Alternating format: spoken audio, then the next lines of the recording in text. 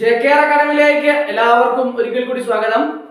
വളരെ പ്രധാനപ്പെട്ട ഒരു ക്ലാസ് ആണ് ഞാൻ നിങ്ങളിലേക്ക് ഇന്ന് എത്തിക്കാൻ പോകുന്നത്. വളരെ പ്രധാനപ്പെട്ട ഒരു കാര്യമാണ്.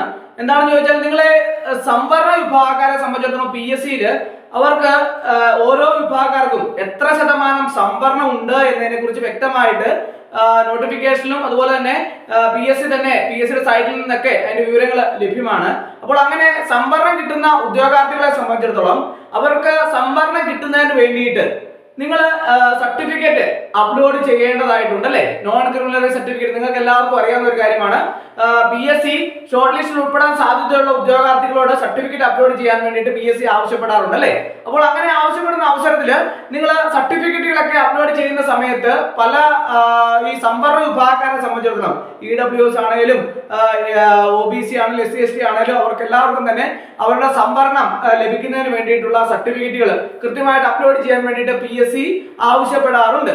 അപ്പോൾ അങ്ങനെ സംവരണം ലഭിക്കാൻ വേണ്ടിയിട്ട് നിങ്ങൾ എല്ലാവരും കൃത്യമായിട്ട് സർട്ടിഫിക്കറ്റ് അപ്ലോഡ് ചെയ്യാറുണ്ട് അല്ലേ.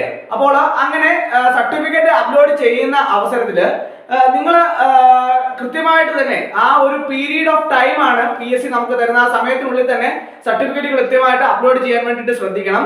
വളരെ പ്രധാനപ്പെട്ട മറ്റൊരു കാര്യമുണ്ട്. നിങ്ങൾ ആ PSC ആവശ്യപ്പെടുന്ന സമയത്ത് തന്നെ സർട്ടിഫിക്കറ്റ് അപ്ലോഡ് ചെയ്താൽ മാത്രം പോരാ, നിങ്ങളുടെ പ്രൊഫൈലിൽ അത് കൃത്യമായിട്ട് അപ്ഡേറ്റ് ചെയ്തിട്ടുണ്ടോ എന്ന ഓരോ ഉദ്യോഗാർത്ഥിയും പരിശോധിക്കേണ്ടത് ആവശ്യമായിട്ടുണ്ട്. കഴിഞ്ഞ ദിവസം ഇതുപോലെ ഒരു സംഭവം ഉണ്ടായി. ഞാൻ നിങ്ങൾക്ക് പറഞ്ഞു തരാം. അതായത് ഒരു ഉദ്യോഗാർത്ഥി ആ ഉദ്യോഗാർത്ഥിക്ക് ഷോർട്ട് ലിസ്റ്റ് വരാൻ സാധ്യതയുള്ളത് കൊണ്ട് തന്നെ നോൺ ക്രിമിനൽ സർട്ടിഫിക്കറ്റ് അപ്ലോഡ് ചെയ്യാൻ പറഞ്ഞു. ആ ഉദ്യോഗാർത്ഥി നോൺ ക്രിമിനൽ സർട്ടിഫിക്കറ്റ് കൃത്യമായിട്ട് അപ്ലോഡ് ചെയ്ത് കൊടുത്തു. പക്ഷേ ആ ഉദ്യോഗാർത്ഥി തന്റെ പ്രൊഫൈലില് തനിക്ക് സംവരണം ഉണ്ട് എന്നതിനെ കുറിച്ച് വ്യക്തമായിട്ട് കൊടുത്തിരുന്നില്ല. നോട്ടിഫിക്കേഷൻ സമയത്ത് കൊടുത്തിരുന്നില്ല എന്ന് മാത്രമല്ല, നോട്ടിഫിക്കേഷൻ കാലാവധി കഴിഞ്ഞ് ഷോർട്ട് ലിസ്റ്റ് വരുന്നതിന് മുമ്പായിട്ടാണ് ആ ഉദ്യോഗാർത്ഥി തന്റെ പ്രൊഫൈലില് ആ സംവരണത്തെ സംബന്ധിച്ചുള്ള വിവരങ്ങൾ അപ്ഡേറ്റ് ചെയ്യുന്നത്. അപ്പോൾ അങ്ങനെ വന്നപ്പോൾ PSCയെ സംബന്ധിച്ചിടത്തോളം അതൊരു സംശയത്തിന് ഇടയാക്കുന്ന ഒരു സാഹചര്യം ഉണ്ടായി. PSC അങ്ങനെ വന്നതിന്റെ അടിസ്ഥാനത്തിൽ PSCക്ക് സംശയം ഉണ്ടായി. ആ സംശയത്തെ സംബന്ധിച്ച് ഇപ്പൊ ഏത് ജില്ലയിലുള്ള ഉദ്യോഗാർത്ഥി ആയിക്കോട്ടെ, ഏത് ജില്ലയിലുള്ള ഉദ്യോഗാർത്ഥിയാണെങ്കിലും പ്രസ്തുത ജില്ലയിലെ ഡിസ്ട്രിക്ട് ഓഫീസ് ഹെഡ് ഓഫീസിലേക്ക് അതിന് എന്ത് ചെയ്യണമെന്ന് ചോദിച്ചുകൊണ്ട് അതിനെ സംബന്ധിച്ച് അവര് ഒരു റിക്വസ്റ്റ് അയച്ചു.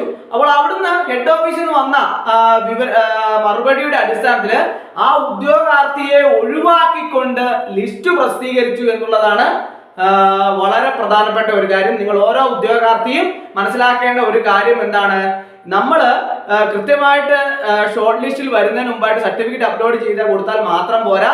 നിങ്ങൾക്ക് സംവരണം ഉണ്ടെങ്കിൽ അത് ഏത് വിഭാഗത്തിലുള്ള സംവരണം ആയിക്കൊള്ളട്ടെ, നിങ്ങൾ കൃത്യമായിട്ട് നിങ്ങളുടെ പ്രൊഫൈലിൽ അത് കൃത്യമായിട്ട് അപ്ഡേറ്റ് ചെയ്തിരിക്കണം.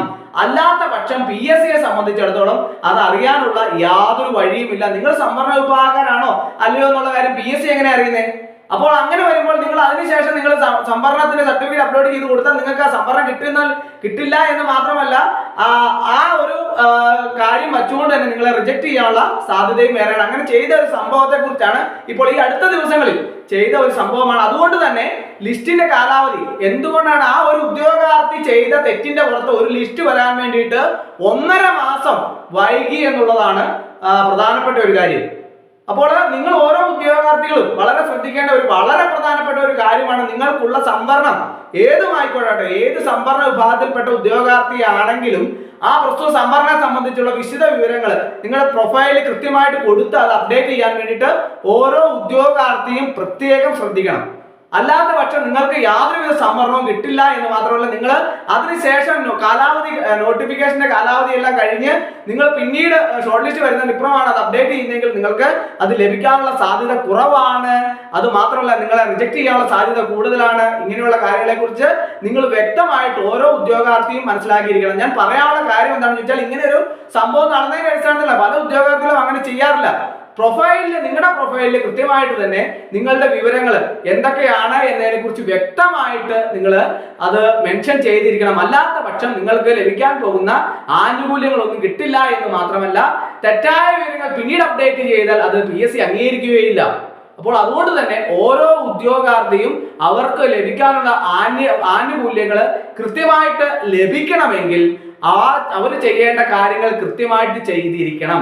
അല്ലാത്ത പക്ഷം നിങ്ങൾക്ക് യാതൊരു ആനുകൂല്യങ്ങളും ലഭിക്കുകയില്ല എന്ന് മാത്രമല്ല, നിങ്ങൾ വളരെ കഷ്ടപ്പെട്ട് പഠിച്ച് ആണ് റാങ്ക് ലിസ്റ്റിൽ എത്താൻ പോകുന്ന കട്ട് ഓഫ് മാർക്ക് അച്ചീവ് ചെയ്യുന്നത്. അപ്പോൾ നിങ്ങൾക്ക് ലഭിക്കേണ്ട ആനുകൂല്യങ്ങൾ നിങ്ങൾക്ക് ലഭിക്കുകയും കൂടി ഇല്ലാതെ വന്നു കഴിഞ്ഞാൽ നിങ്ങൾക്ക് അത് റിജക്റ്റ് ആവുന്ന ഒരു സ്ഥിതിവിശേഷമാണ് ഉണ്ടാകുന്നതെങ്കിൽ പിന്നെ നിങ്ങൾ കഷ്ടപ്പെട്ടതിനൊന്നും തന്നെ ഒരു ഫലവും ഇല്ലാതെ പോകുന്ന സാഹചര്യമാണ് ഉണ്ടാകുന്നത്. അതുകൊണ്ട് തന്നെ ഓരോ ഉദ്യോഗാർത്ഥിയും ഞാൻ ഈ പറയുന്ന കാര്യങ്ങൾ കൃത്യമായിട്ട് ശ്രദ്ധിക്കുക മാത്രമല്ല അതിന് വേണ്ട കാര്യങ്ങൾ കൃത്യമായിട്ട് ചെയ്യുക കൂടി വേണമെന്ന് ഒരിക്കൽ കൂടി നിങ്ങളോട് ഓർമ്മിപ്പിക്കുകയാണ്. അപ്പോൾ ഇന്നത്തെ ക്ലാസ് നിങ്ങൾക്ക് എല്ലാവർക്കും ഇഷ്ടമായെന്ന് വിചാരിക്കുന്നു.